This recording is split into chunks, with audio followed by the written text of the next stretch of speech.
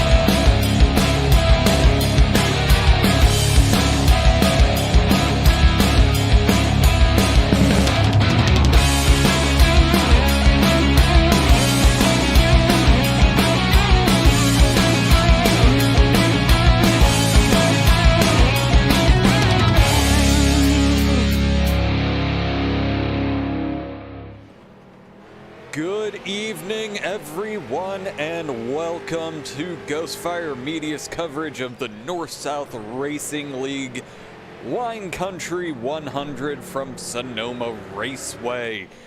I'm Josh Laston. With me, as always, is Mr. Adam Wood. How's it going tonight, fellas? Oh man, road course racing. You know, these guys aren't.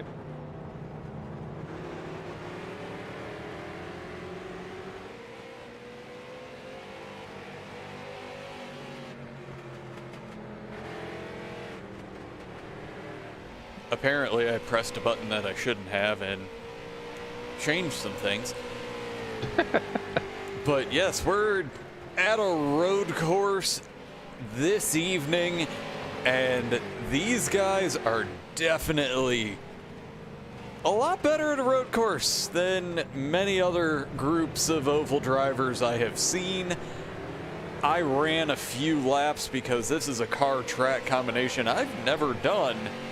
And I will admit, this car kind of turns a track I'm not a fan of into a good time.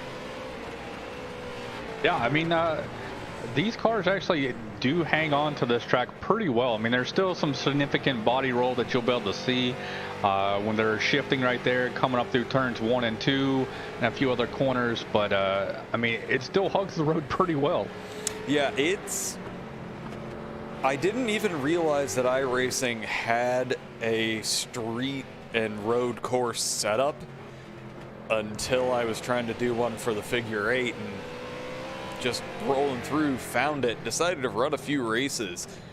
These cars, I'll say they're a little bit like a go-kart, to where they aren't overly powered like you would in the Cup car or the ARCA, but they still have the same driving characteristics. And just that little bit of extra, like, lagging from the power makes it to where they're just a delight to drive. Yeah, I mean, they don't have that much torque for them to really, like, hang loose in the middle of the corners or when they're exiting of the corners. So they're able to put down the power very well. You don't see that much overdrive. So as I talk about it, he proves me wrong. I think everybody is trying to prove us wrong.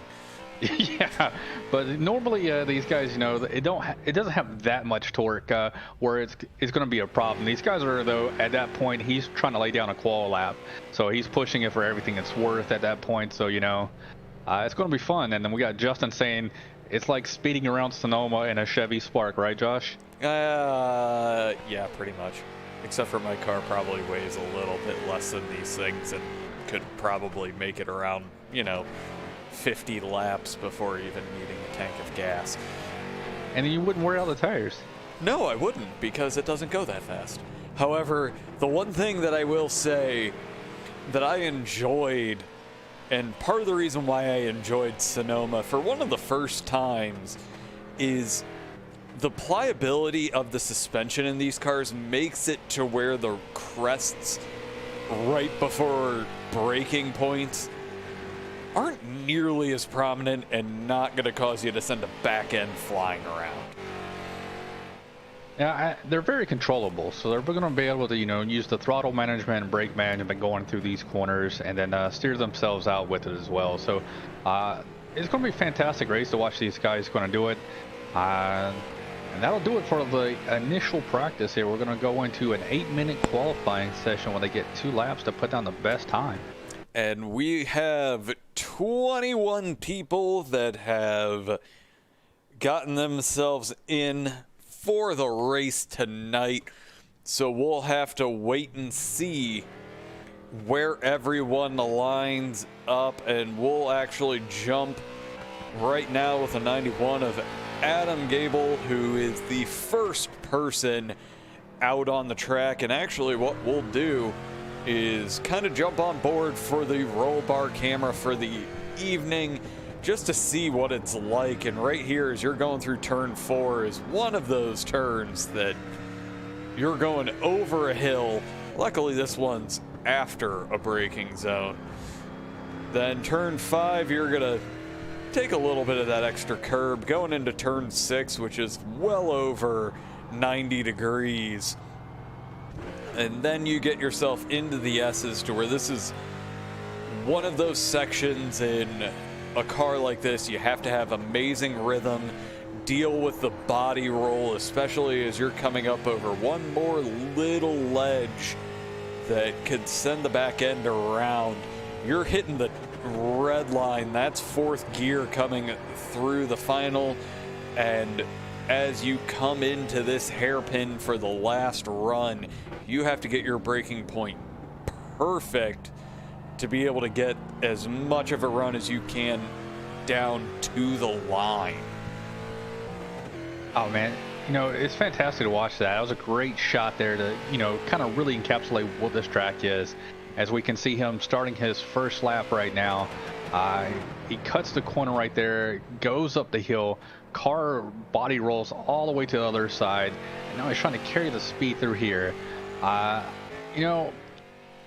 They're not doing the carousel. Sometimes I like the carousel, sometimes I do not like the carousel, depending on the car I'm driving. What's your thoughts on the carousel? No carousel ever. Don't care what car it is. But honestly, this is the classic Cup layout. I like it just because it fits these cars perfectly. You don't have that sweeping left-hander. You don't have the braking zone right after basically a jump. Again, I don't know if it's coming across clearly. I don't like Sonoma. So, the only thing it's a great one to watch. I have a deep appreciation for anybody who can be fast here. It just does not agree with my driving style.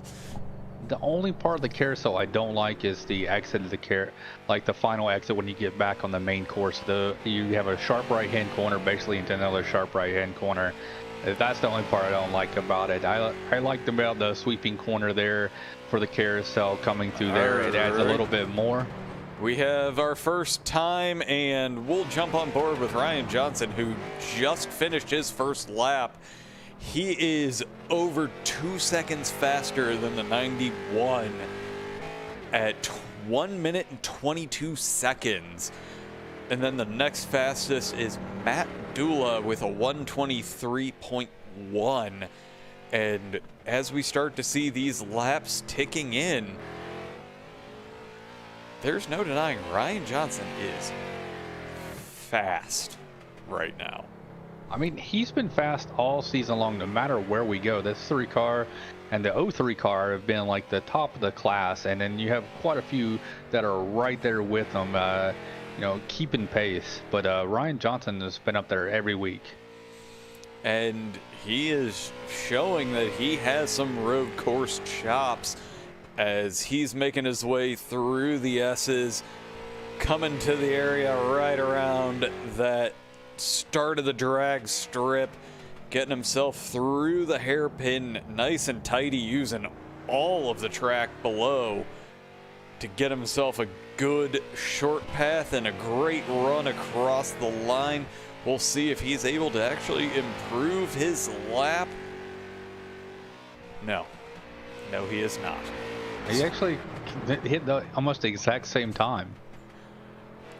So he was off just by a couple of thousandths.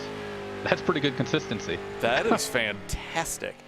And right now, Justin Grosser gets his first lap there, and the commentator's curse, seeing him go off into the sand. Will Eastman is about the same place in his lap. He is also going right up against those tires and trying to get the shortest path. And this is pedal to the floor. Gets himself across the line and improves to where he is on a 123.1, which is going to have him in third. We have a few people still out there on track. We'll join the 03 of Dante Curtis, who is on his first flying lap, and right now seeing a little slide. Doesn't quite get the run coming out of that turn. But he also may be setting up for the second lap to be his flyer. But he was fast in practice. But we'll have to wait and see if he is capable of setting himself up. And right now he's in 11th place. And that's actually going to be fantastic for him, because currently the invert is the top 15. So whoever is in 15th right now, that is Josh Nelms. He is going to be starting at the front. We jump on board with Devin Rogers, who isn't able to improve his. He's actually going to be on the outside of the front. He's in 14th. Dustin Shepard is finishing up his second lap. He was fast in qualifying. And right now he's in practice, he's crossing the line and does not improve. He's in 16th, so on the outside looking in of the invert. Yeah, he was, I was watching his lap right there, and he was sliding. He was pushing that car. I think he lost a lot of speed, flipping and sliding and having to slow down to catch it. So, unfortunately, yeah, he was up there in the top by almost 4 seconds faster. So, I mean, he had a lot of difficulties there, dropping back almost 4 seconds there from his fastest practice time down to qual. Well, and this is going to be a nice long race for these guys. We aren't going to have to worry about any kind of cautions. And honestly, with the speed that Dustin Shepard had, he can make that up pretty quickly, as long as he's capable of putting down those laps like he was in practice. Yeah, I mean, if he can continue doing what he's doing, he'll be able to move back up. I mean, the thing about this track is consistency. There are no yellow flags. There are no regrouping. You have what you have when you start this race, and you have to battle your way up and not make any mistakes. But we are right now ready to go ahead. These guys, we are skipping over the last chance qualifying, getting ourselves into the section of the race for just a warm-up. Let everybody get a few extra laps in, get things ready to move. And while we do that, we'll take a moment to hear from some of the sponsors of the North-South Racing League.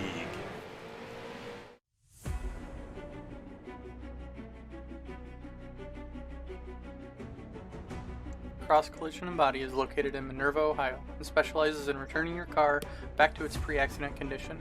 They work with all insurance companies to fix your car the correct way. For scheduling and questions, please visit their Facebook page or call the shop at 330-868-6011. J&G Hardwood Flooring is a small family-owned business which started in 2005, located in Christiana, Tennessee, and serves all of Middle Tennessee. Owners Josh and Brandon Kleczinski have a combined 35 years of experience to serve all of your flooring needs, from new construction, remodels, or even small repairs. For estimates and scheduling, call 615-904-2218. And we are back just in time to start seeing some of these guys getting a little bit racy during the warm-up. Right now, we have Jared Apel, Dante Curtis, and the 01 of Josh Nelms just getting a little frisky here, seeing how things are going to go, where they can make some passes. And right now, coming into turn 5 right there is definitely the right place to do it. Just don't want to hit the tire barrier. Yeah, they just came out of the radio and said, there's a wall there. Yeah, he definitely felt that one. As we are sitting there looking at the side of the 03, it's looking like it's seen a little love. He's still pushing that. I mean, look at the rear end kind of sling out there coming across those little rumble strips. He's trying to push it there, trying to catch up to Jared Apel. Well, and one of the positive things, and they're just having fun. One of the positive things about this race is the weather we are seeing is what the Bay Area would actually be right now. It's a relatively cool day. The track temperature is pretty low. It's in the high 80s. So these cars are not going to have any issues. Whoop. Hang on to it. Well, well, there isn't much to really do right there, as we have this on the exciting cam, and apparently iRacing thought that Jared Apel missing his pit stall was exciting. But I mean, who doesn't think that's exciting? Well, I would prefer to not have my pit escapades televised under normal circumstances. And Justin says none of those car paint schemes are magnificently bright as Adam's monster schemes as of late. It's the same one. I just keep moving around to different colors. It's fun. It's fun to be able to have different paint colors for the same scheme. Well, sometimes it's always nice to make sure that your car is recognizable week to week. It's got the same logos on it. Yeah, but if it's a different color, at first glance, you confuse people. And not all of them are just as brilliantly shiny as Jeff Bergener's 21. That chrome is just pretty, especially with these desert reflections that we're getting to see on this beautiful, beautiful track that unfortunately iRacing decided to scan in the middle of the winter to where it's not beautiful and green, it's everything's brown. Dead.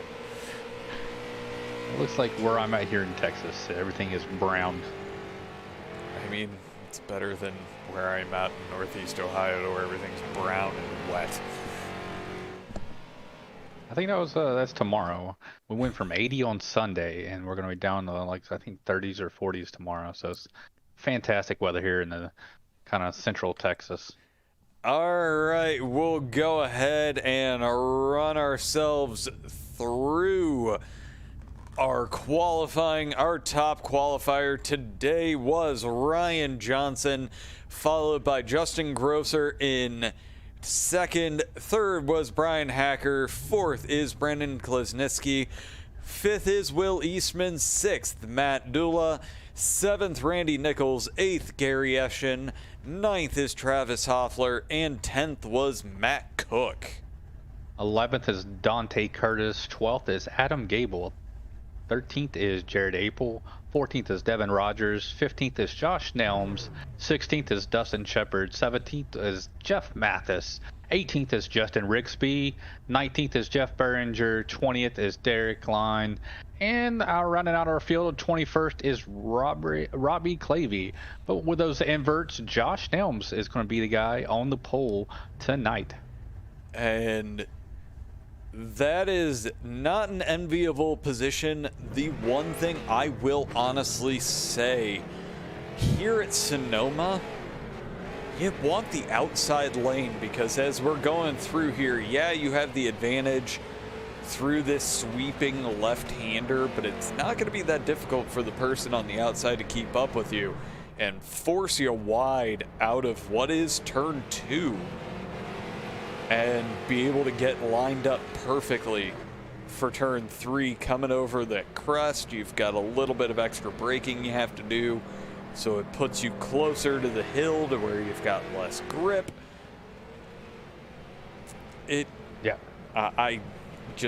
I envy the person starting on the outside.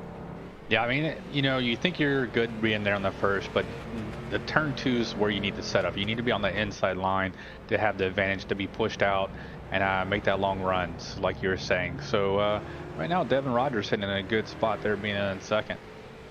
Well, he's got the 51 of Jared Apel, and we're going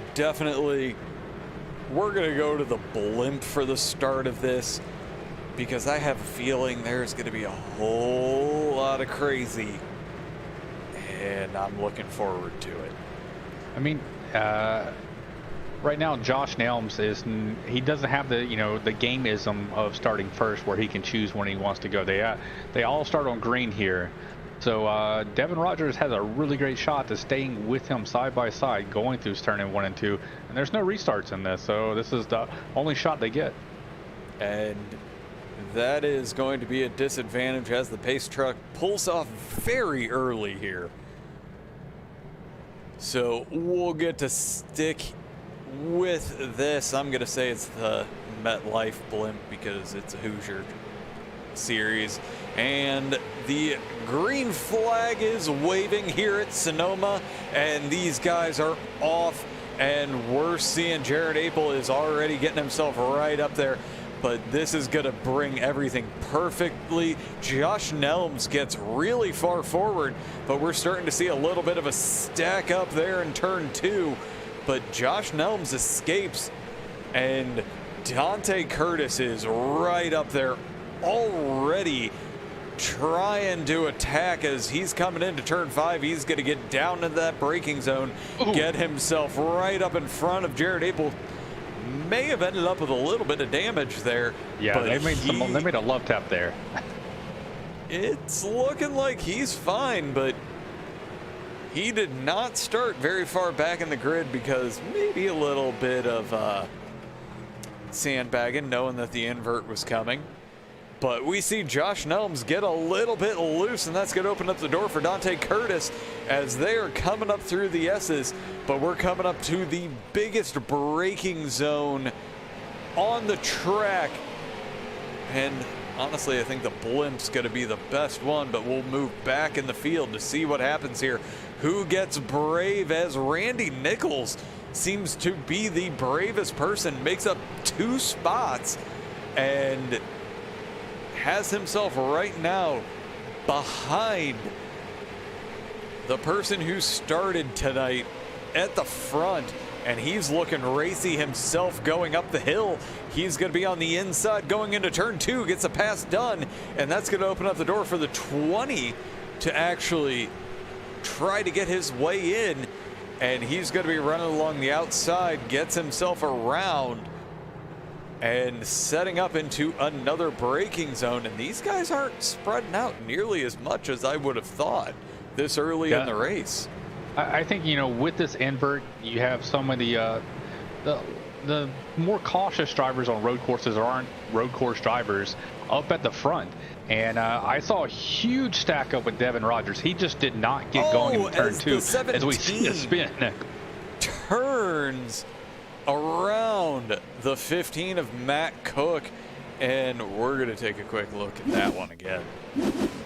because just coming out of turn 5 into 6, Matt Dula just gives the rear end a little nudge on entry and decides to go ahead and finish the job coming out of the corner.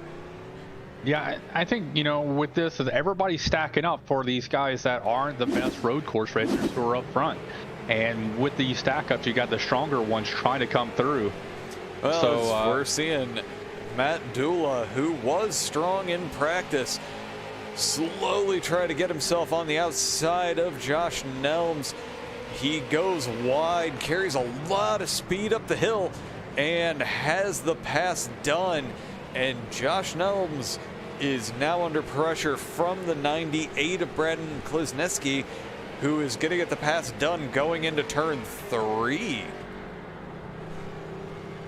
And yeah. unfortunately, There goes Josh Nelms. 89 just spun Josh Nelms out. He just went around. Innocent contact. They just had a little bit of a run and just barely tapped him when the car was a little light, and spun him right around. And that's on one of those things that with these kinds of cars, there's no aerodynamic advantage, and these guys are just gonna go ahead. As I'm gonna jump up to the front here and take a quick look at our leader, Dante Curtis, who has a 2-second gap over Randy Nichols in second. And he's just trying to run away. But Randy Nichols, now that he has made his way through traffic, he just ran, it was only a 1/10 of a second faster, but he was faster. Yeah, everybody's starting to get a little racy here now. They're all starting to spread out a little bit more. And there was some spicy communication there after that big stack up and Matt Cook getting turned around. A lot of people in that pack were not too happy the way everybody's driving aggressive. I was listening to the radio conversation, so yeah, I think the cooler temperatures are happening right now. So these guys are trying to figure this out. And we're gonna go ahead and watch this little pack right here. This is definitely gonna be some spicy racing here. It's gonna be a battle to see who can manage their tires on what is a sand-covered track. It's abrasive. These Hoosiers are gonna have some issues, and these guys are running 40% fuel, so we are gonna have to see a pit stop today. Oh man, a great run right there from Matt Dula, getting to the outside of 91 of Adam Gable, but he gets a little too wide, and he was going to go float off the track. Oh, he got hit. And he gets himself into that, and that's gonna. 91's around.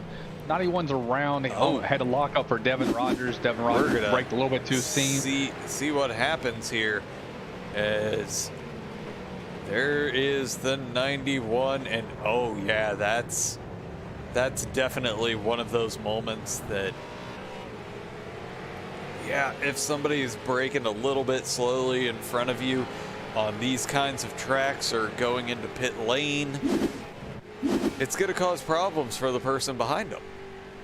Yeah, these cars aren't, you know, the best of brakes for road courses, and the stomp on the brake right there, you see what happens. That rear end just slides around on him. He's able not to loop it around and was able to continue to drive forward. He had a, you know, speeding penalty there that iRacing implies, so he had to slow down, get back some time, and then they could carry back up. So now he's got to drive back to the field. Well, and we're sitting here right now. This is the battle for 6th, and it is a relatively hotly contested group that we have right here. That none of these guys are given an inch, and we can get all 4 of them in the chopper cam. And one of those people is Ryan Johnson, who was our pole sitter, had himself an EOL for winning last week. Oh, as we see a little bit of contact there between the 89 and the 98. And on my screen, the front right wheel of the 89 of Dustin Shepard came off as he came back on. It was awesome. Love iRacing. You gotta love the differences that this system really will have for different people, as we're seeing the 3 of Ryan Johnson and a little spin and a little love tap, and there was nothing the 89 of Dustin Shepard could do there. He was already spun. He was on the brakes. Just gave him a little love tap, turned him around a little bit quicker for him, and we'll get back on the racetrack and keep going. But I want to say, hey, we got Matthew Coy out there. Say, go number 23, Gary Eschen. So we got a fan out there. Thanks for commenting there, Matthew.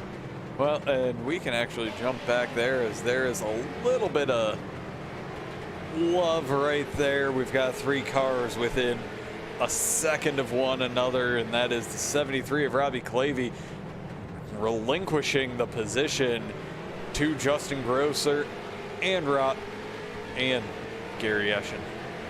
I mean, when you're not the best road course racer and you got some racy people behind you, they really want to go, the best bet is just to pull away, because they might try to push you outside of your comfort zone, and then you'll make even more mistake going off the track or doing something dumb and get yourself in a worse bind than just letting them go by like he just did. So that was a great move by Robbie. Yeah, and I mean, sometimes you can be a jerk to people that aren't your teammates, but sometimes. We'll go ahead and jump up right here to where this is the 51 of Jared Apel, and he is trying to track down that 20 of Travis Hoffler. It's about a 1 second gap to where that's a great point of reference to where, unfortunately, as a racer, you kind of sometimes He's about to get past right now. Inside, Bryan Hacker gets by him. Well, of course I do that, to where we didn't even get to see him coming up there. So let's go ahead and take a quick gander at that move as it happens. And he was right there on the bumper and just gets himself low. That looks like Jared Apel just being a gentleman, getting out of the way. And now he's relinquished to trying to get himself back up there. And we'll jump back to this continued battle going on, to where this is Will Eastman being chased down by Devin Rogers and Adam Gable. And this is the battle for 8th. Yeah, these guys are battling pretty hard. Devin Rogers has been fighting. I don't think he's a strong road racer here. I've seen him a little bit cautious. Throw out a lot of the entries here. It looks like he's warming up, though. He looks like he's putting a little bit more, the car more on edge here. But in the first couple of laps, he was still kind of uncomfortable in the car. Looked like just being very nervous and cautious. So now he's being racy right now around Adam Gable right there. The number 91 is catching up to him. And we're actually on board with Adam Gable as he's looking to possibly make a move. And right there we see the 25 go a little bit wide through turn 6 and entering the S's. It's not going to be the worst place for him to lose a little bit of speed, because there's only so fast that this car is capable of going. And since we are 8 laps deep on this stint, tires are going to start falling off. Our lap times are going to start falling off. And slowly but surely, we're going to see, as we actually see a big lock up there from Will Eastman, to where he managed to keep it out of the wall. But there's definitely a tire that's hurt. Yeah, the race for the lead's still right there. Randy Nichols has dropped down to about almost a half a second right now. They're having a hell of a battle when they're able to do that, because Travis Hoffler in 3rd place is 12, almost 13 seconds back from this battle. And sometimes that's all you need to see to know that, you know what? Don't care if I'm losing a little bit of rubber here. It's go time. And that is exactly what Randy Nichols is doing, to where these guys are pushing the tires to their absolute limit. We're seeing that back end get a little bit loose coming out of corners and putting a ton of strain on the rears. Now, I've been watching this battle for a couple laps now, and it looks like Randy Nichols is good on the second half of the racetrack, and Dante Curtis is a little bit better on the first half of the racetrack. So he was able to kind of pull away here after we go through the first couple of turns. Dante Curtis pulls on Randy Nichols, but Randy Nichols closes the gap on the last few corners of the lap. So it's great to see these guys battle. And Randy Nichols was about 1/10 of a second faster on that last lap. And yeah, now we're at about 1/2 a second. But it definitely seems, as we see a little bit of a lockup from the 69, and that may actually be just all the more that Dante Curtis needs to hear, because he gets to live for another lap as Randy Nichols is falling back. And I do want to make a quick note to where the 91 of Adam Gable actually did have a crash there, and it's, oh yeah, that is definitely a crash. I thought it was letting us know that maybe he slowed down, but no, that's definitely a spin coming out of the hairpin. Yeah, he just gave a little bit too much there. You know, he saw his opportunity to get by his opponent there and just gassed it up a little bit too much, spinning around, kept going, just got a little bit of overheated tires now. Yeah. And on a track like this, that's all the more that you don't want to see. But I think we need to go ahead and get ourselves back here, as we're starting to see another gaggle of cars. This is all about 2 seconds worth of difference between 5 cars in the battle for 3rd place. Tell you what, we have Ryan Johnson sitting in 4th, started dead last here, and drove his way almost all the way through the field, and coming up on Bryan Hacker here. I mean, he's putting down, he was 5/10 faster that last lap than Bryan Hacker is. He's laying down some hell of a laps right now. And honestly, that speed that got him the pole is definitely coming through, and he is being absolutely amazing on 12-lap-old tires. These are going to have to come off soon, because we're just about a quarter distance for the night right now, as I'm seeing that the 89 of Dustin Shepard had a wreck and ultimately had to tow, so that is probably going to be the end of his night tonight. But we will take a quick and just watch this battle, as Bryan Hacker is probably going to be losing that final podium position here in about 2 laps. Yeah, Ryan Johnson's coming, and there's no stopping him right now. He's just following suit here. Oh, yeah, I just watched the replay of his wreck.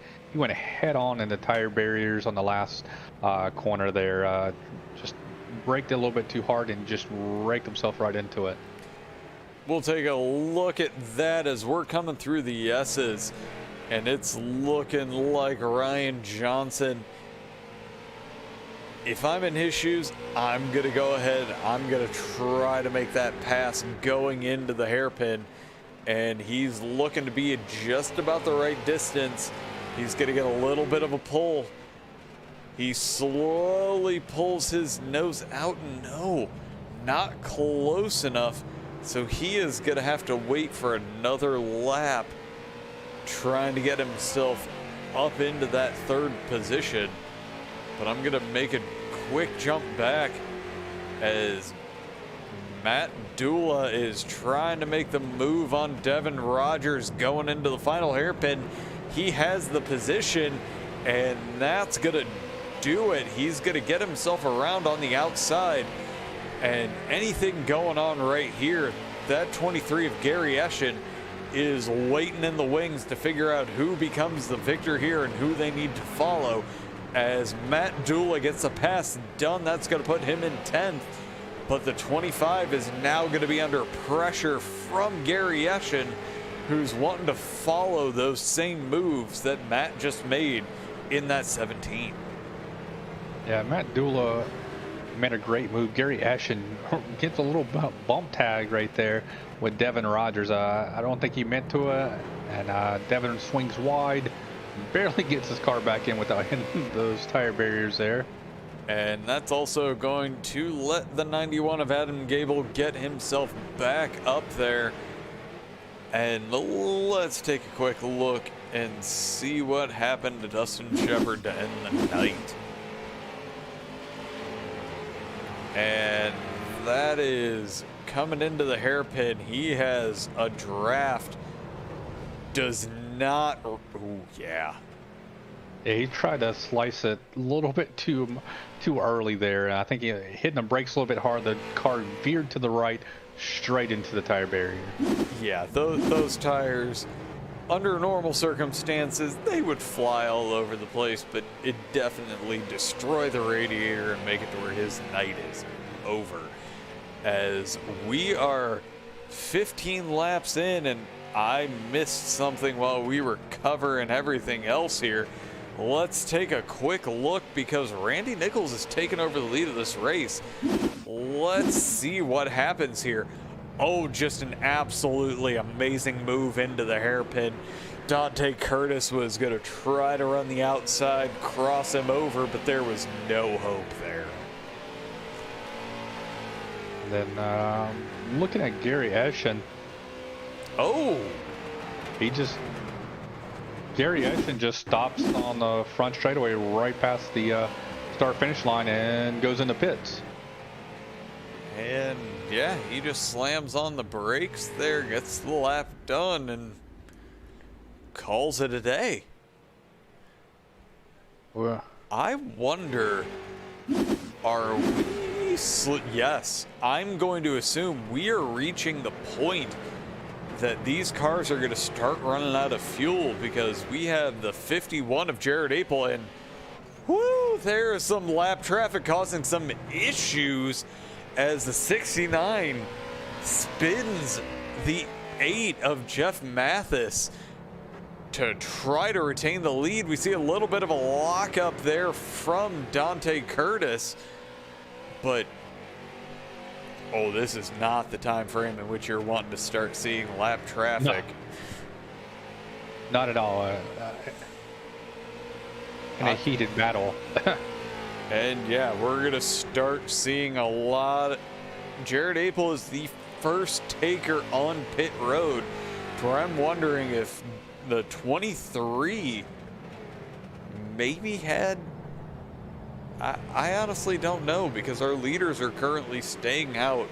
I was thinking that Jared Apel hitting pit road was the indicator that we were in the pit window. Maybe some of these people need the tires and they want to go ahead and try to use them up while they can.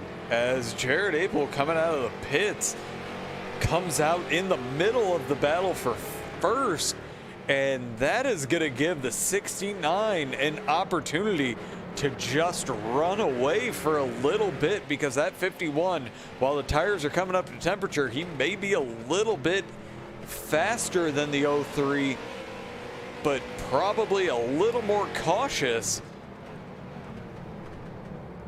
But he's going to quickly start to tear away, and that is not what Dante Curtis is wanting to see as Ryan Johnson continues to close down. Yes, it's a 17-second gap, but coming from the very back of the field, that's a fantastic run. Yeah, kudos to him to be able to drive back up. I know this is not the track he wanted to, come off of a win and have to get the EOL to the back to. It's a road course because there's no resetting. There's nothing to catch up. But he's done a fantastic job driving all the way through the field, keeping a good, clean car like he has right now. Don't really see any visible signs of damage or abuse to the car. He'll be able to drive it up to third place and still, you know, sucks he's 18 seconds back now, but he's driving it.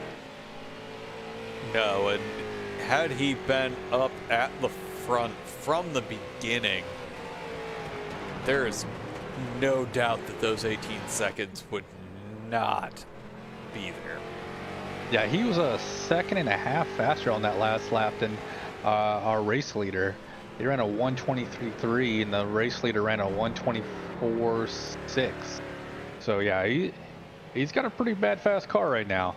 So the one thing I am gonna kind of pop out here and look, this is going to be the hot lap for Jared Apel, who was the first person to stop. Right now we're starting to see a lot more people start to make that jump, but we're gonna have to wait and see specifically how much faster on this lap Jared Apel was in comparison to our leaders, as he does slow down and let them by. He just got a terrible exit right there, or the middle of the corner right there. He locked it up going in, which slid him out wide and just gave him a terrible run off there. And he ultimately gave up those 2 spots right there. Well, he lost the position to Justin Grosser, who is out there on fresher, 1 lap fresher of tires, because we have started to see more people make their way in. But the one thing I want to note is right now Randy Nichols, our leader, is not even a second and a half slower on 18 lap old tires, and we're seeing everybody else coming in. If he's managed to find a way to make this a one-stop race on fuel, obviously he's not slow because of the tires. I mean, so your strategy, if you're here right now, you or Dante Curtis, would you want to pit before Randy Nichols? Oh, without a doubt. We got Justin Grosser jumping underneath and spins and out right in front of him. Losing it. And that is going to cause... Oh, no, please, no. As right now, Dante Curtis is showing him as crashing. And that was a connection between him and Jared Apel. And that is... to take something from our co-broadcaster of Nick Adams, championship implications. Yeah, it looked like Dante Curtis missed the corner, went wide, came back in. Jared Apel filled the gap, and Dante Curtis came across his nose right there. It looked like just a huge racing incident right there. Unfortunately, puts Dante Curtis back 11 seconds to the race leader. I figure Dante Curtis has to come in this lap now after spinning out like that. Honestly, I think it's going to be for him less about the tires, more about fuel. If these guys can get it to lap, we'll call it 22, before needing to come in, as we're actually starting to see Dante Curtis. I don't know if it's angry driving or if it's just a little bit of the damage coming through right there. He's slowly closing in that 91 of Adam Gable, trying to get himself up there. I mean, Randy Nichols now, he can play the long game here. If he wants to try and do what he needs to do to stay in the front, he can let off the gas now. He can kind of go partial throttle. He can get a little bit later of an exit. He can manage it and try to push it as far as he can, because he's got 11-second gap right now over Dante Curtis. So, you know, he's able to do this now. He gets to play this wonderful game. Well, as we're going to go on board with the third place of Ryan Johnson, who is probably the person that gained the most out of that incident, to where he is now under 5 seconds away from Dante Curtis, for we can actually see that 03 occasionally popping into frame,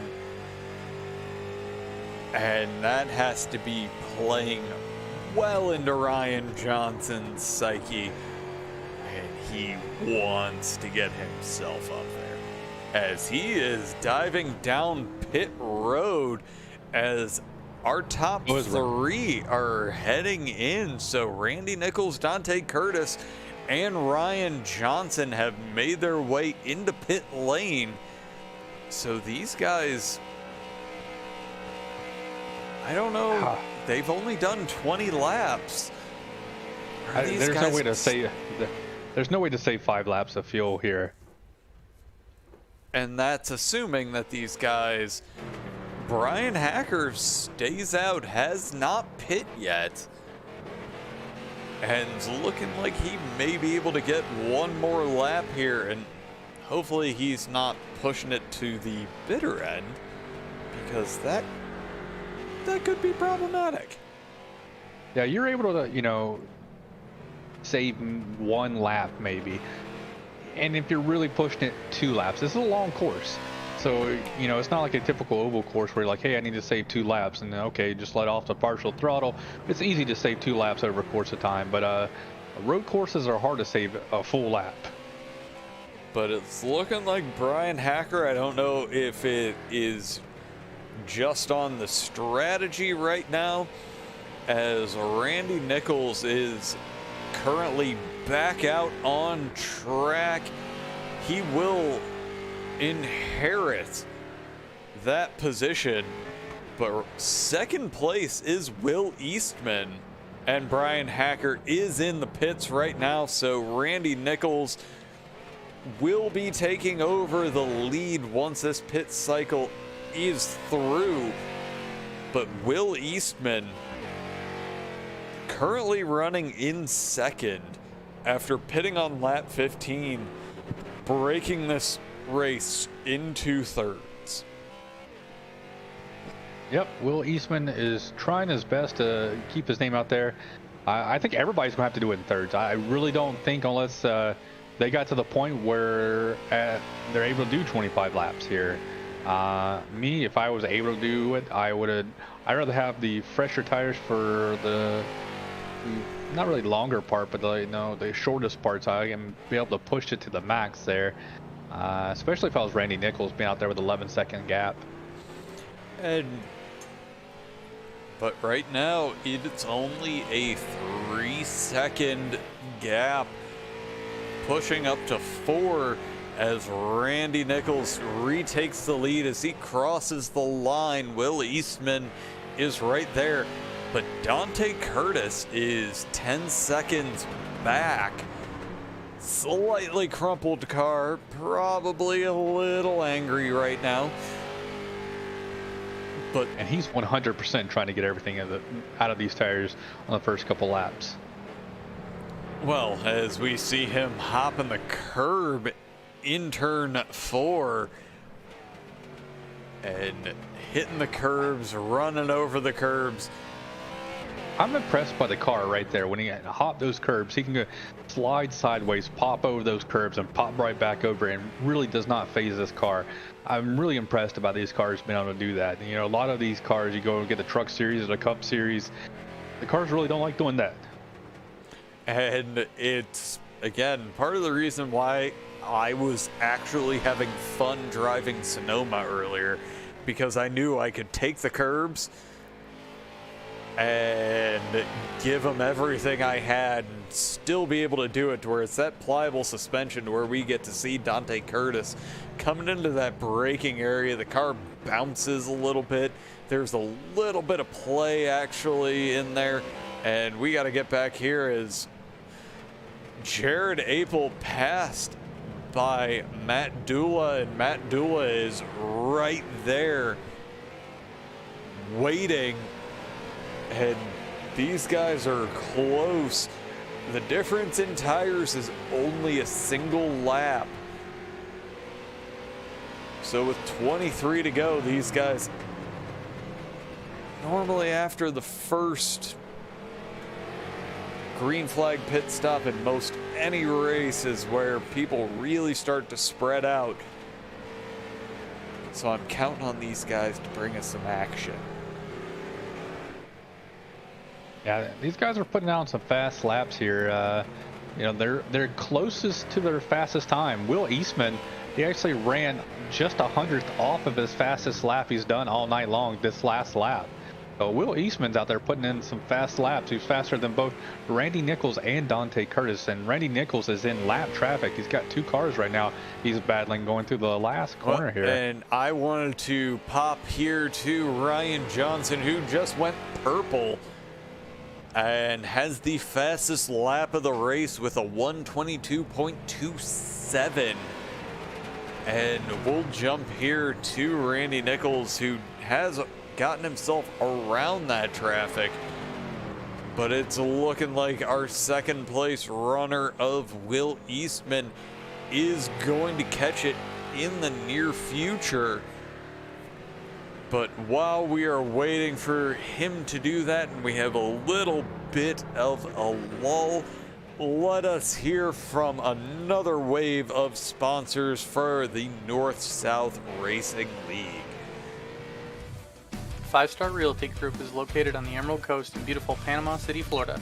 5 Star Realty Group has years of experience in residential properties, investment opportunities, vacation rentals, and commercial properties, and looks forward to helping you with all of your real estate needs.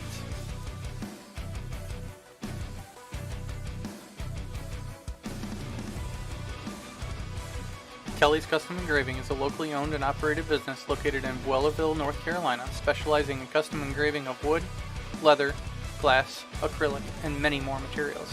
Be sure to like and follow their Facebook page to view all of their amazing products and place your order.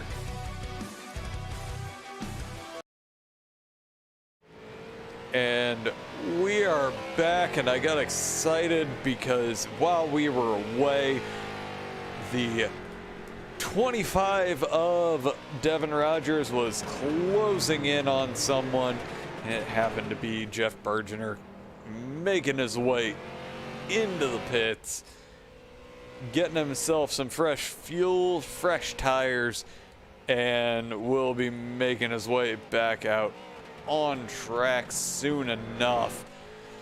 But we will rejoin our leader, who now has opened up the gap to well over 8 seconds over Will Eastman. And the gap between Randy Nichols and Dante Curtis is still right there. Dante Curtis has dropped down almost like a half a second, 3/4 of a second. He's down to just a little over 10 seconds from Randy Nichols, but he's at this pace, he's not going to be able to gain the ground that he needs. Hopefully, he's hoping that Randy Nichols makes some type of mistake. That's the only way he's going to really catch up to him. If the race stays clean like this, everybody hitting their marks throughout the next 21 laps. Well, and if I am anywhere near Randy Nichols, I no longer care about being fast. I'm going to take a look at where these guys are behind me and do everything in my power just to make sure that they aren't catching me too quickly. We've got 20 laps to go, nearly 10 seconds back to second place. They can close down on me by a half a second. As Dante Curtis, yeah, something had to have happened to Will Eastman. It could just be the 5 lap different tires, but Will Eastman, he's not enjoying seeing that 25 in front of him, because Will Eastman has a lockup going into turn 6. He's going to have the ideal line starting through the S's, but Dante Curtis has already gotten himself past him and is now setting his sights on that 11-second gap as he is pushing hard getting a little bit slideways going through the S's. And now it's time to get himself around the 25, which if he can get this turn perfectly done, there is no one between him and Randy Nichols right now in that 11-second gap to close down. Yeah, he lost about that half a second there racing to get that spot from Will Eastman.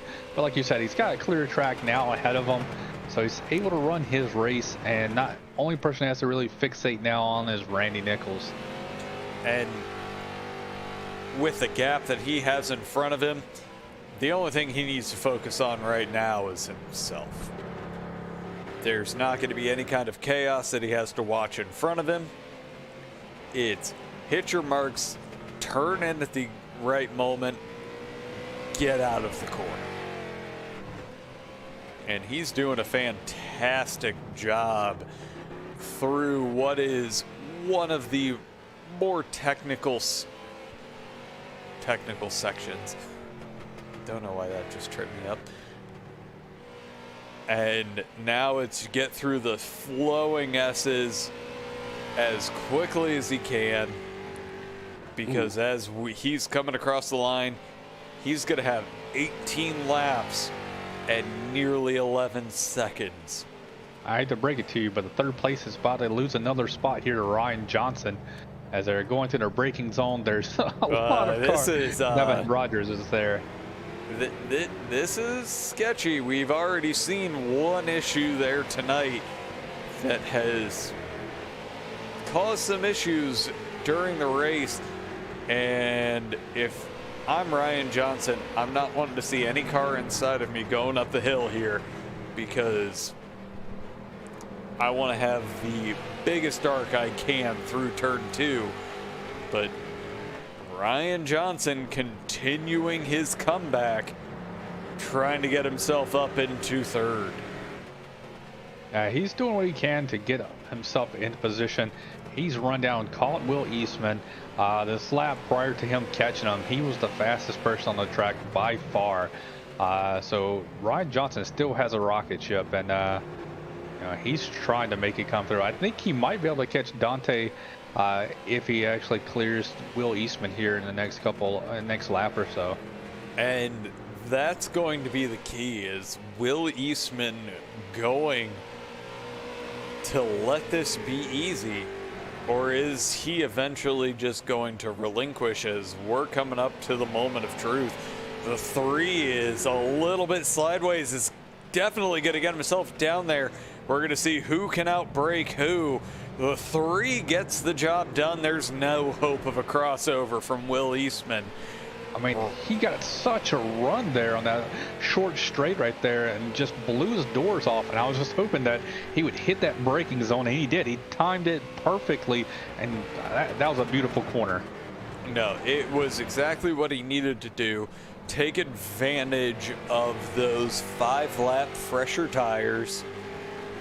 Granted, he's probably carrying 5 laps extra worth of fuel too, but these guys are running 40% fuel, so I don't think it's going to be that much of a difference, as we're about a half a lap away and Ryan Johnson is a second ahead already. Yeah, he's pulling away, and now he's got about a 4.5 second gap to Dante Curtis. So, I mean, I think he's going to put on a blistering pace here and do what he can to catch Dante Curtis. Well, as we'll jump up here with Dante Curtis, because he is closing in on lap traffic that's taken away the ideal line from him through the hairpin, and he gets the crossover. The 21 gets out of the way, gives the 03 the opportunity to get the best run that he possibly can going down that front stretch, but he still has an 11-second gap that he's going to have to make up in 16 laps now. Yeah, I mean, at this point, I think Randy Nichols has to have a huge failure, some way or shape or form, for Dante Curtis to be able to catch him.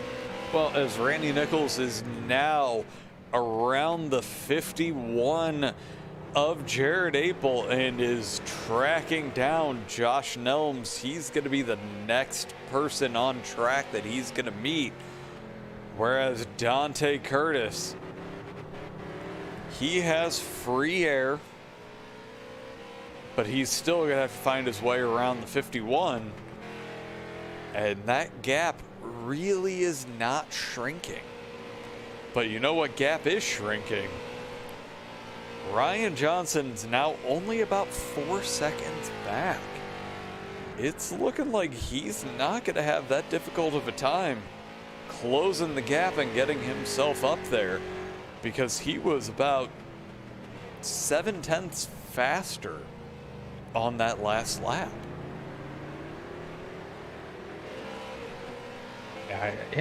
Ryan Johnson, I believe, if he would have started up front, he would be right in the mix whenever Dante and Randy Nichols were battling there. I think he would have been right there with them, if not pulling away from him. He's got a bad, fast race car right now, and just shame that he, unfortunately, had to get the EOL penalty and start from the rear here on the road course. Why did he have to win last week? How dare you? I should have came in it's, second. It's just, he should have planned ahead. As we are starting to see the second round of pit stops. So Matt Dula, Will Eastman, and Adam Gable, Matt Cook have all dove into the pits to where they're splitting this evenly, to where their two stops are coming on lap 15 and lap 30. So they're going to run 15 lap stints to the end of this race. I'm wondering, we saw Will Eastman making a fantastic battle out of everything, getting those laps, taking advantage of the undercut, and getting themselves all the way up to the front.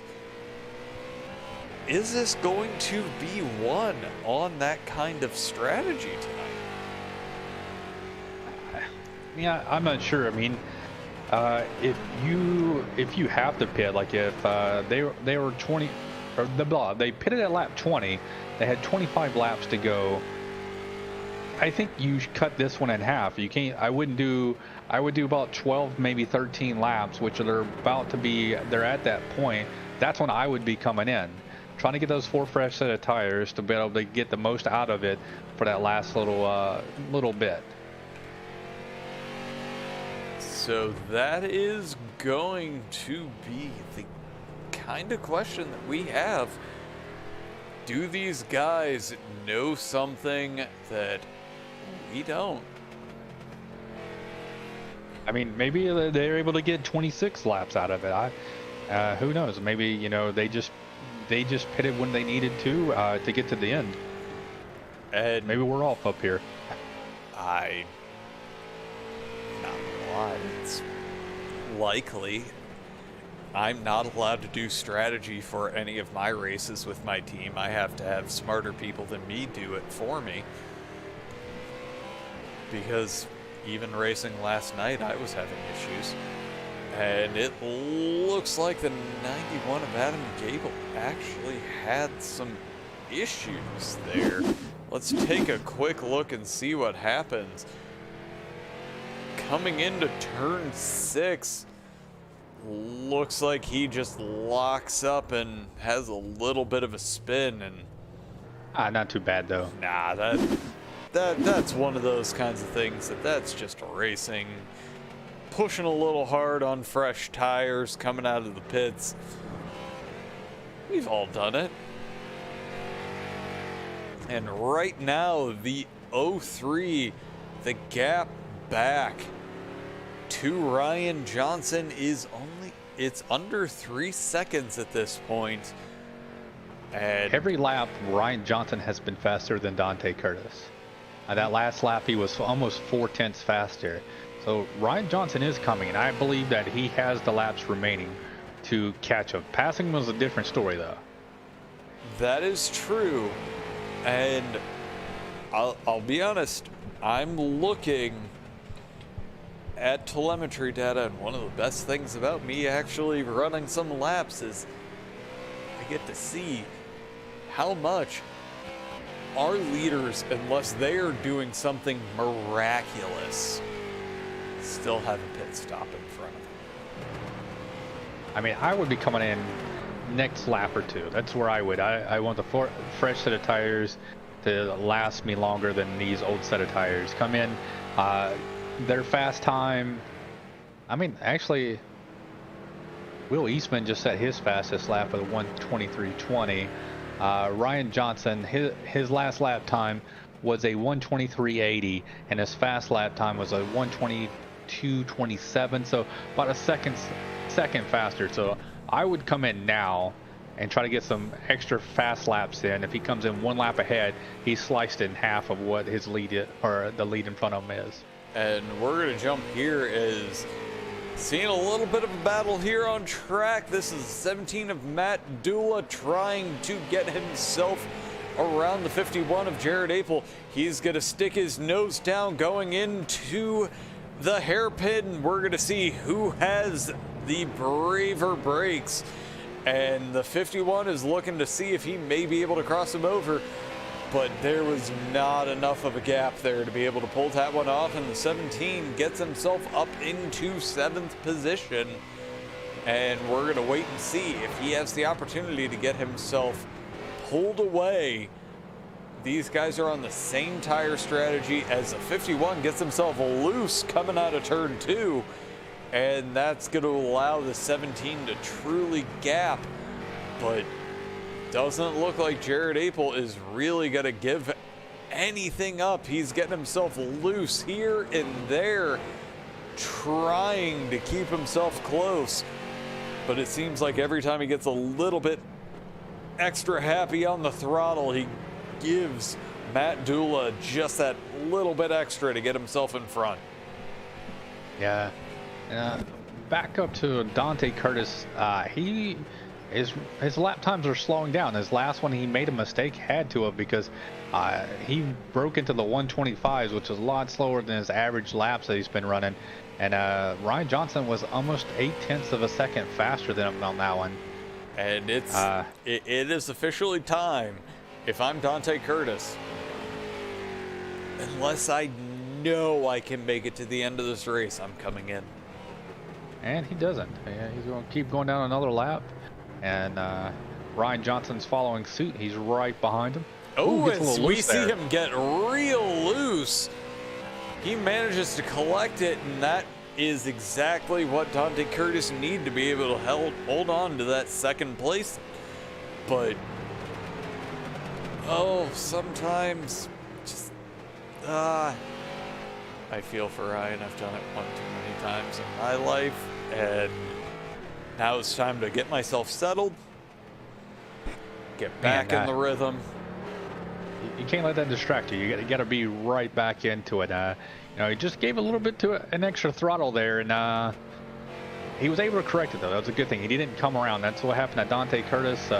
Like 3 amigos spinning in that one corner there. So they got Dante Curtis this far back. So Ryan Johnson should be able to overcome this, but I'd come in for tires. Yeah, there's no way around that. We're seeing the 73 of Robbie Clavey make his way in right now. You need to do it. I do not see any way that these cars are going to make it an extra 5 laps. And, most people, out there thinking they don't know that there's no yellow flag that's coming out. A lot of people, you can I'm do a gas mileage race. Hopefully yellow comes out. I'll be able to kind of extend it to the end of the race. No, there's nothing. So these guys, I'm assuming they can make it to the end. If they haven't pitted by now, they can make it to the end. I really don't trust it. Normally, the telemetry data that is collected and what I find, I don't see how it could be off by 20%. Yeah, I'm not sure. We'll figure it out. We got 9 laps to go here. We'll see if Dante Curtis, Randy Nichols, and Ryan Johnson. We got the 4th place of Travis Hoffler. He just pits, so he's coming in. That is telling me that these guys need to be thinking about it. I mean, we got to think. We did 20 laps the first time. We did We're going to be at 20 laps here in 4 laps. So Bryan Hacker was able to go 21 laps. So with about 3 to 4 laps to go, if that holds true, that's when Bryan Hacker is going to have to come in. Whereas Will Eastman, or not Will Eastman, but Ryan Johnson, Dante Curtis, and Randy Nichols all pitted on the same lap, I believe. And on lap 20, yes, they all pitted on lap 20. So we're going to have to see what happens. I'm seeing someone like Jared Apel he's set. He came in lap 26. He's good. The only thing I can think of is they're not gonna take tires. They're gonna do fuel only and try to drive it for those last 5 laps to save on that pit time. So you take it from a pretty lengthy pit stop trying to get 4 tires on these bad boys and just do tires only on this last one, and your pit stop is very minimal. We have Bryan Hacker, who's already pitted 2 times, and he came in, his pit stop was 13 seconds versus the other pit stops were at 55 seconds. So it looks like he probably did a fuel only stop right there, and his time on pit road altogether was 50 seconds compared to a minute 32, right around average time of everybody else being on pit road. Well, and we're looking, he just completed a lap. He's only about a second off of his fastest lap time. So he very much has the opportunity to where just getting that splash of fuel, he's going to save it.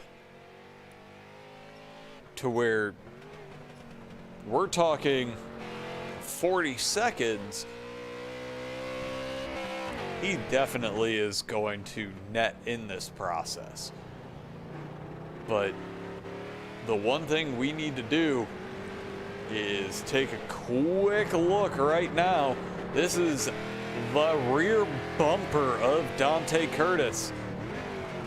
He's starting to see that purple of the 3 closing in on the 03 as the 3 gets a little bit squirrely coming out of turn 5. But coming up on the lap traffic, this is the most inopportune time imaginable. So me seeing lap traffic right here, and if I had to pit, this is the time I'm going to pit. I don't want to be trying to navigate through that when you got Ryan Johnson on my rear end trying to come up and close the door real quick. And this is me.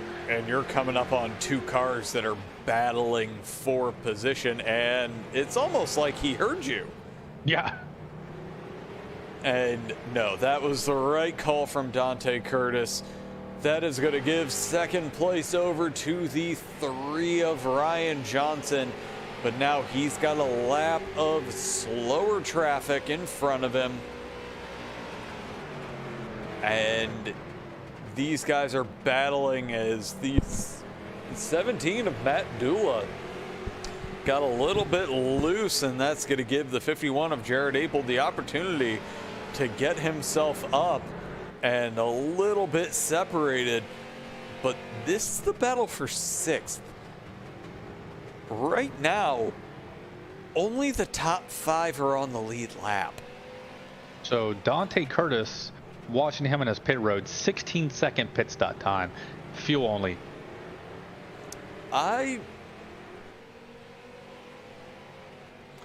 If I'm remembering correctly with the street stocks, I actually think that may be the proper, as our leader Randy Nichols is making his way in. It's been a while since I have run the street stocks, but I'm pretty positive that is actually, as the 3 has made his way in as well. I'm pretty sure that that's actually the full pit stop length. The last ones, they were all a lot longer, unless my pit stop is I think they were all at 55 seconds. No, or a little bit longer. We're sitting here watching the leader of Randy Nichols. He is actually getting left side tires. And is it just... Dante Curtis is right now rounding the last corner here, going through the tire barriers. He's going to overtake him. That was the right move.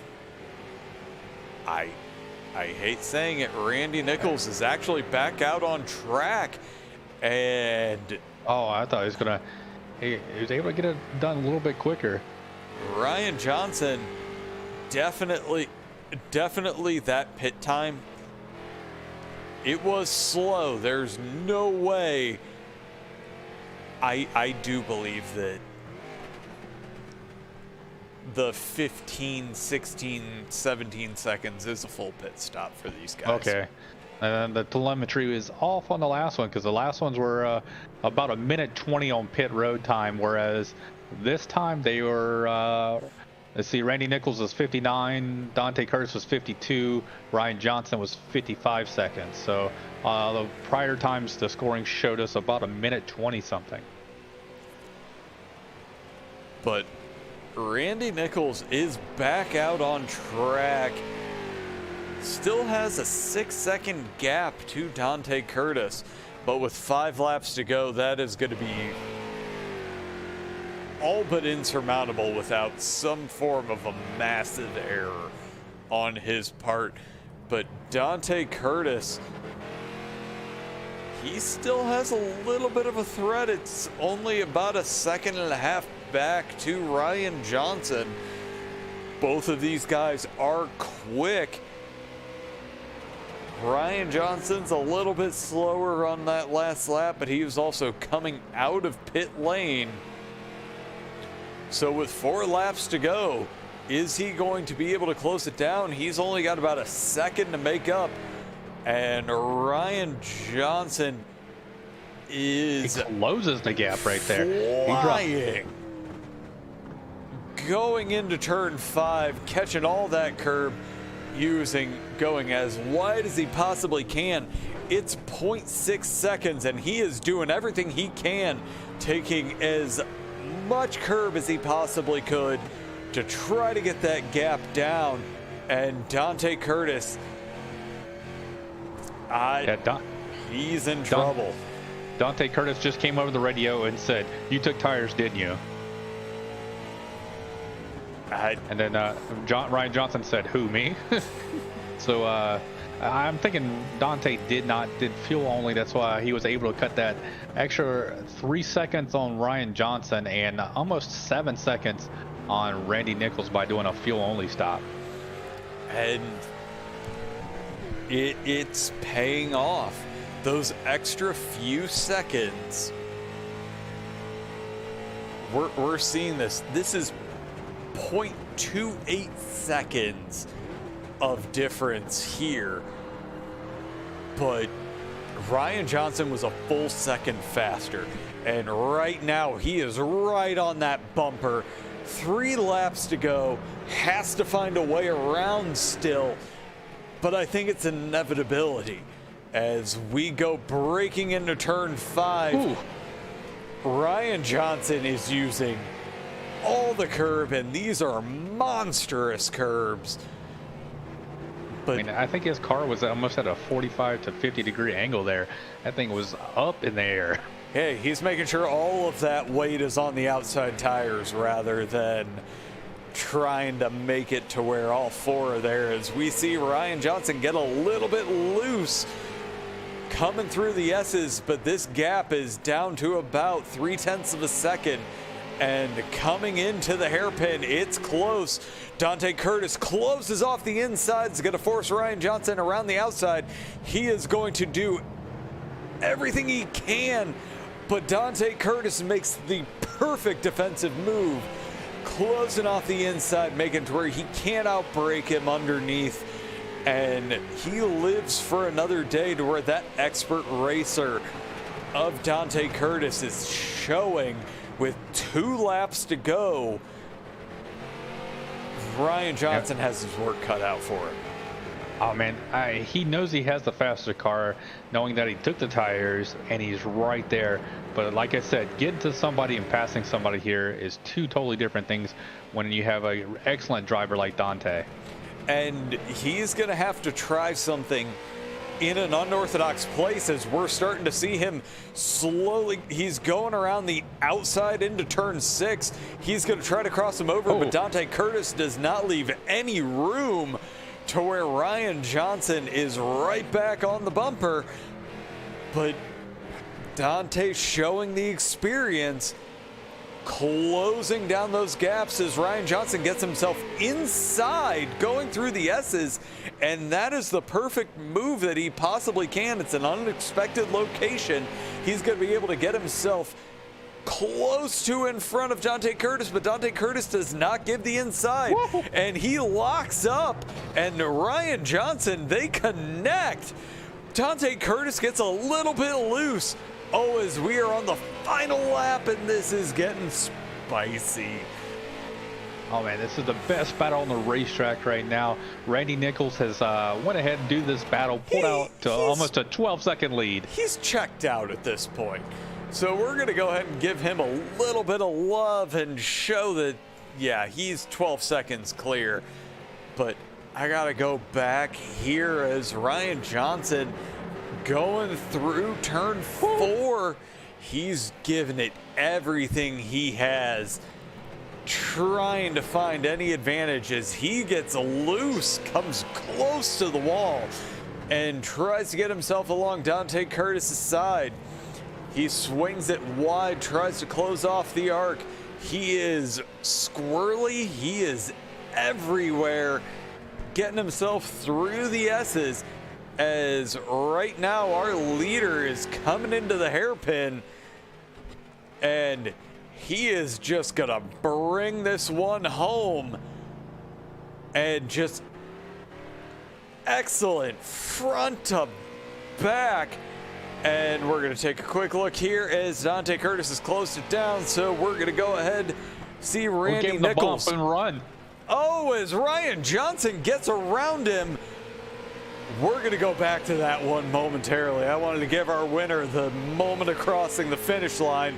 But Ryan Johnson, after having doors slammed in his face, passes Dante Curtis in the hairpin, as Dante Curtis gets himself down below. And yeah, Ryan Johnson, and did I miss? That's the wrong one. Gotta do the one after the... There we go, that's what I'm looking for. Oh yeah, just give him the nudge.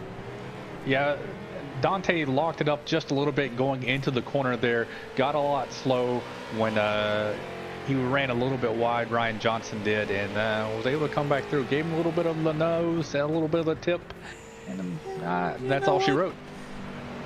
Honestly, for some of the things that Dante slammed some doors in his face, I can understand the frustration. Is it the most gentlemanly thing? No. But sometimes you gotta do what you gotta do.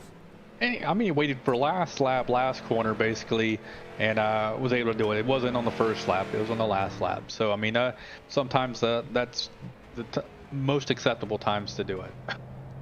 All right, as we have our leader, who is he going to burn it down in the staging area for the wonderful drag strip here at Sonoma? Nah, he's going to do it right here at the line. Let's run through our order for the night. Our winner is Randy Nichols, second Ryan Johnson, third Dante Curtis, fourth Bryan Hacker, fifth Will Eastman, sixth Jared Apel, seventh Matt Dula, eighth is Adam Gable, ninth Matt Cook, and 10th is Travis Hoffler. 11th is Devin Rogers, 12th will be Jeff Berringer, 13th is Robbie Clavey, 14th is Josh Nelms. 15th is Justin Grosser. 16th is Jeff Mathis. 17th is Brandon Kleczinski. 18th is Gary Eschen. 19th is Dustin Shepard. All right, 20th is Justin Rigsby, who did not start. Smart move, getting those points for just being here. And 21st is Derek Line. All right, it is officially time for us to go ahead and make our jump over and chat with our race winner tonight, Mr. Randy Nichols. Sir, fantastic run from you tonight. Flawless. What was the secret? The secret's this brand new 49-inch ultra wide monitor I got. It helped a lot. Gave me a lot more vision going through the right-handers. Did you only run with a single monitor before this point? Oh yeah, I had a 27-inch. And I mean, I've always been decent with road courses, but I definitely feel like I could definitely attack the curbing with the right side of the car a lot easier now. All right, gotcha, man. So equipment upgrades, always worth it. Oh, 100%. 100%. No, but I mean, at the same time, though, like I love road course racing, and it's just something I've always been kind of passionate about. So that definitely played into tonight's victory. I got you, man. You ran a hell of a race, man. You and Dante were battling for a little bit until his unfortunate event there in the last corner. But I mean, you guys had a heck of a battle. Some lap cars played in to your factor. Like, what was going through your head whenever you were slowly catching them, and then right afterwards, and all those lap cars were like, you know, you guys having to slice and dice through those? When I was slowly catching him, I kept it in my mind, like, okay, like catch him, but don't burn your stuff up, and then pretty much lose it, you know, all contact with him. And I knew I wasn't going to really pressure him too much when I got to him, but once I got to him and passed him in the carousel or the hairpin, that was pretty straightforward. And then when we caught the 8 car, my heart about stopped when we caught him coming up over the highest point of the track, and I really don't know what happened, but I was all the way on the left side of the track, and I turned him, which I didn't mean to do, but I didn't know where else to go. Yeah, there were quite a few moments, we'll say, in the hairpin tonight, and you happen to be the recipient of probably the best one for you. Yeah, that definitely took some pressure off of me. I was watching the standings the entire race. Even once that happened, to kind of see if I was keeping that gap built up. Which, you know, he'd catch me a couple tenths on one lap, and then it would open back up, you know, a couple tenths the next lap. Or, you know, if he caught lap traffic at the wrong point, you know, I could definitely tell when that happened. So at that point, it was just about staying smooth and not really making any mistakes. Honestly, Yeah. didn't get to see any of those from you tonight, to where I have to commend you. If you rewatch the broadcast, you'll learn. Not a fan of Sonoma, personally. Yeah, this was too long of a race and too long of a track for these cars. I personally would like to see these things at like Sneederton or the Texas Motor Speedway road course, like just something that's really short, compact, and fast. Yeah, I just don't like Sonoma. I like it. It's fun. A lot of elevation changes. There's a lot of sweeping corners. So that's what makes it fun when you're in the car. But from a broadcast standpoint, I know it was probably a little painful tonight. But no, actually, everybody was keeping it very entertaining for us. Well, that's good. Entertaining's a huge plus. There's some road courses out there where everybody's just spread apart. There's like 3 seconds between every single driver, and there's no action. We have to fill it. But tonight, I mean, you guys kept it racy all night long, all throughout the whole entire field. No matter if it's worth 12th position, 3rd position, 8th position. I mean, there was battles, so we were able to key in. So that was pretty good. The league so far has been blowing our expectations away for providing battles throughout the whole entire field. So we're really loving this. Well, that's good. Yeah, I mean, I love racing with these guys. I mean, I still have not picked up a win on the paved ovals with the street stocks. I've got a dirt win. I've got this road course win. But, you know, this is my, 4th season with these guys now, and I keep coming back mainly because it's a really good brotherhood. We got a lot of camaraderie, so I love racing with these guys, even if I haven't won a regular oval race yet. Don't feel bad. Most of my league wins are in similar situations. No, but I mean, this league's a lot of fun. I love racing with these guys. It's stupid competitive. So, but yeah, I'm glad we were able to put on a good show tonight.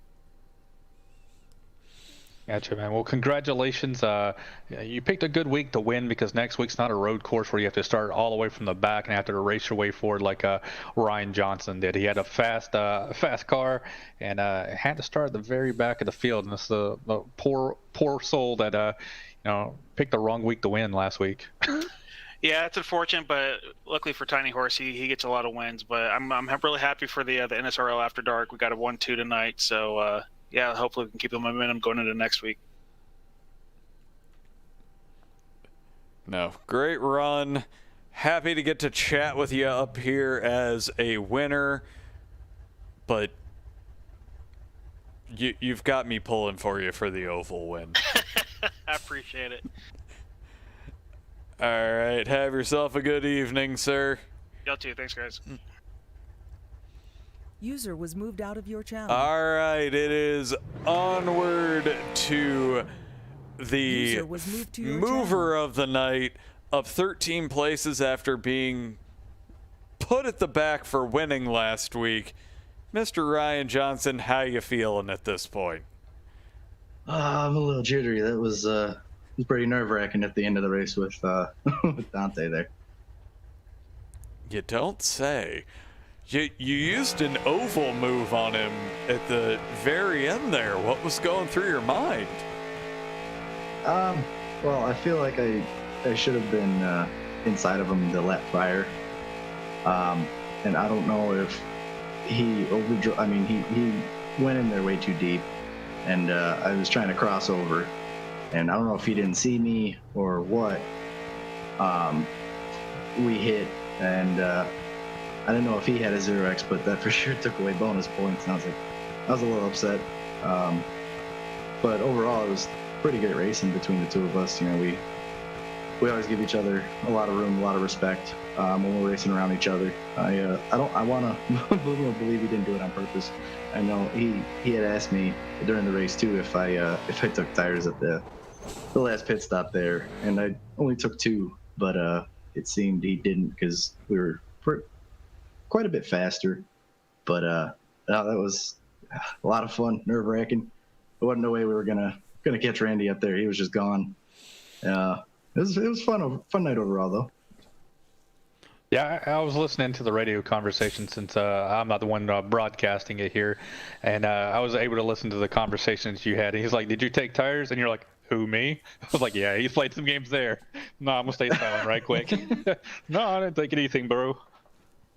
Yeah, I mean, I wasn't sure if he was talking to me or not. And then I didn't hear him respond, so I didn't respond either. So yeah, I just took lefts on that last pit stop because it's about all we had time for with the amount of fuel that we needed. Yeah, and honestly, Sonoma, literally the only turns that are going to be hard on the tires are right-handers because we're talking about a clockwise track as opposed to the counterclockwise of an oval, to where everybody talks about the right sides in those situations. And obviously, the speed difference closing out that race between the two of you, it was the right call.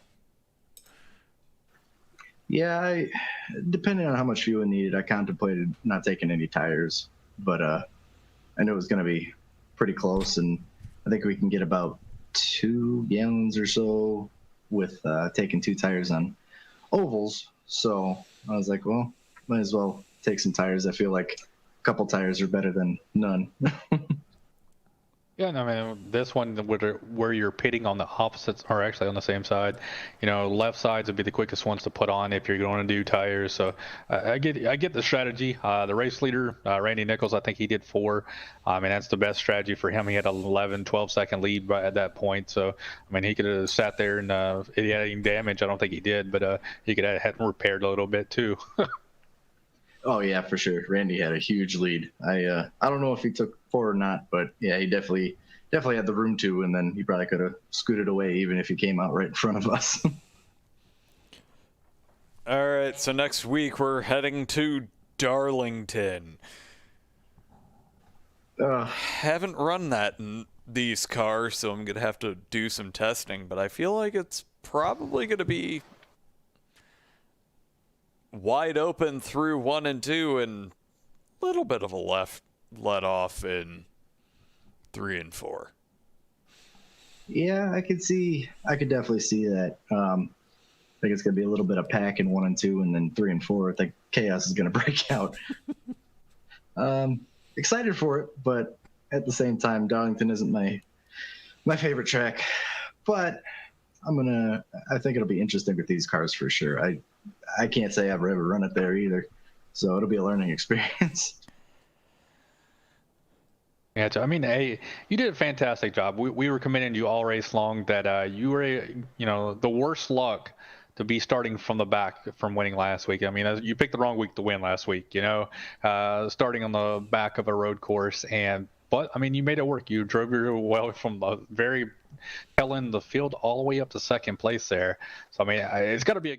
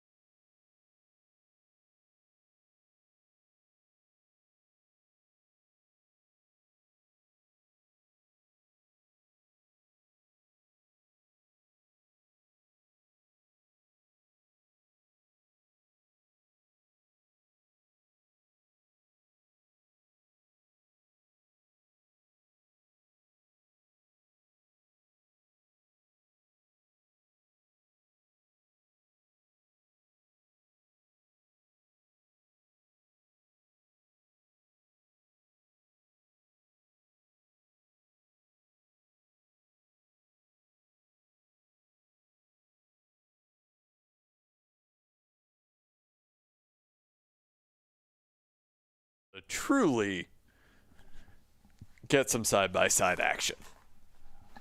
Oh yeah, I think we'll see quite a bit of it. Looking forward to it. Yeah, we were just trying to get as many bonus points tonight as we could. I know Dante's a tough guy to beat. Ever since we started racing together, he's a tough guy to beat. So those bonus points come in handy a lot. So yeah, we'll see what happens. I think after this week, one of our drop weeks will be included in the points, and that'll be interesting to see how that plays out. Yeah, drop weeks are going to be fun to see how it's going to shake everybody up. I mean, could be some upsets, but I mean, you and Dante have been basically racing very close to each other every single week and kind of finishing close to each other. So we'll see how it all shakes out.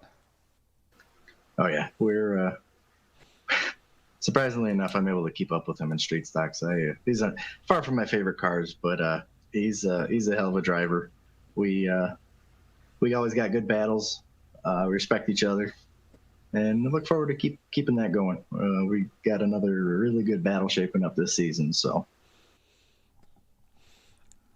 all right, congratulations on what was a hard-fought second place, and we will catch you next week, sir.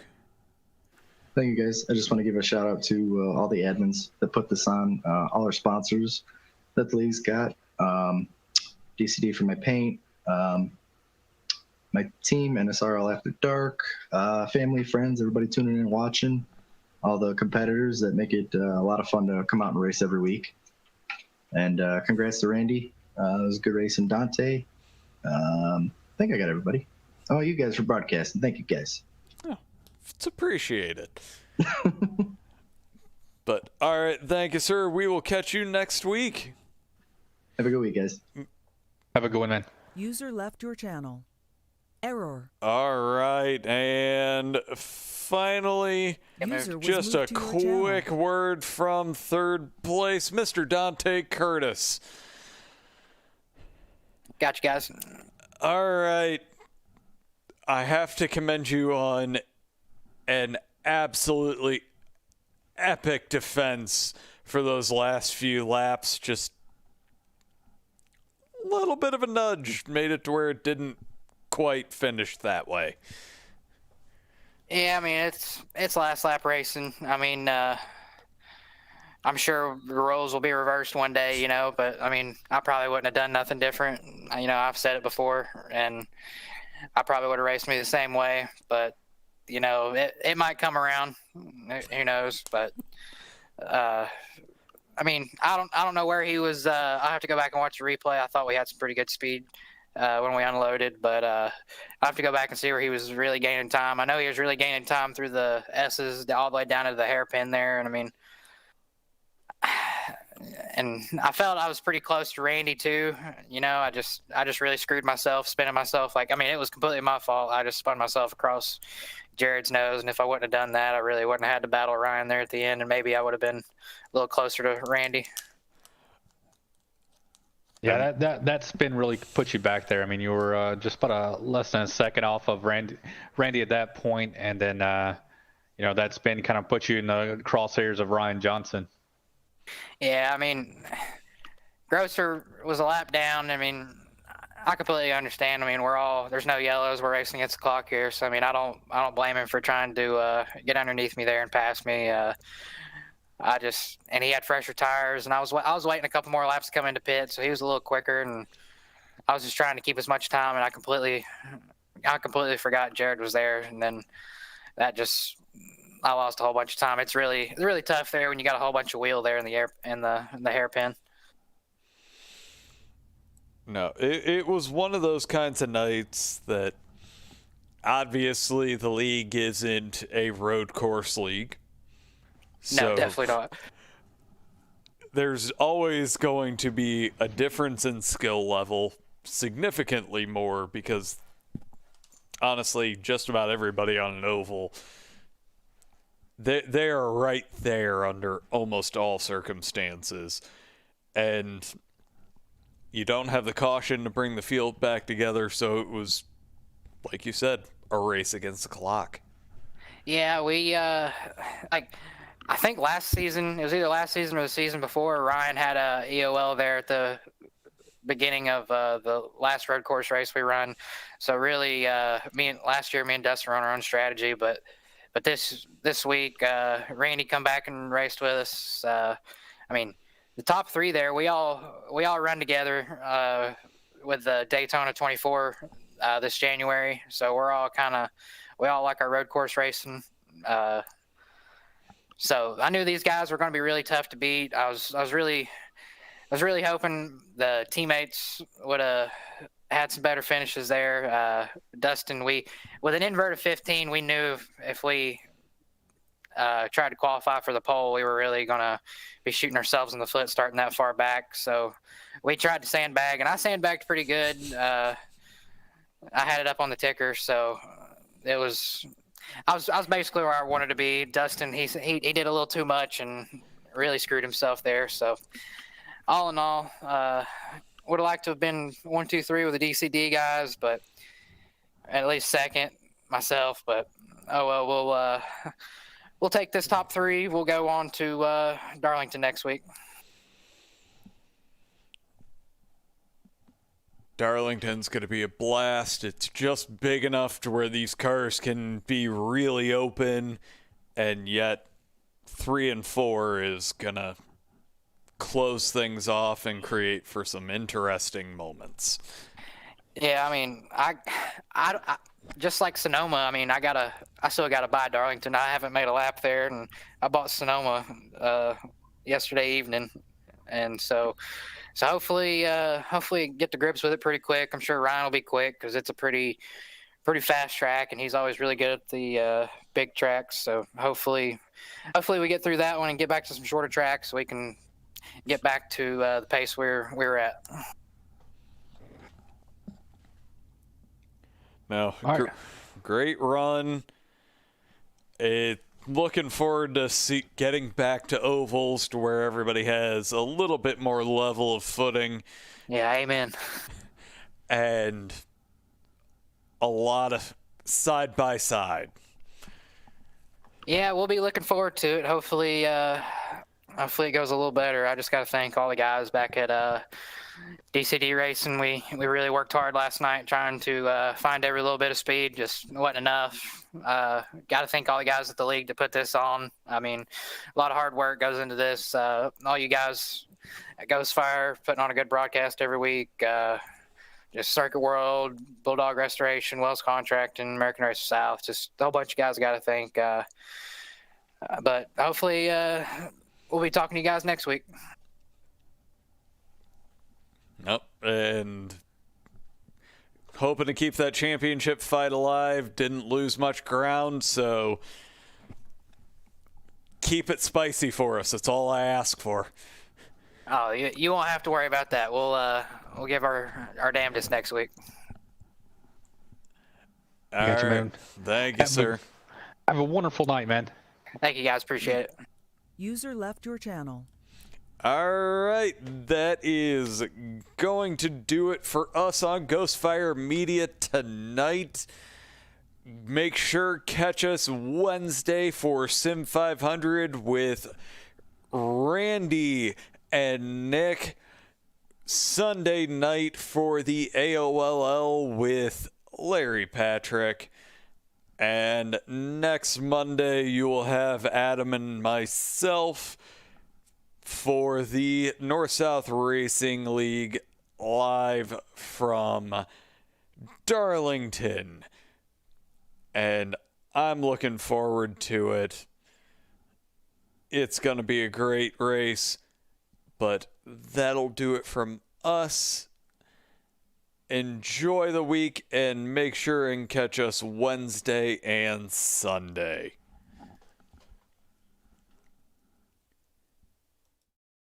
Thank you for watching iRacing on the Ghostfire Media Network.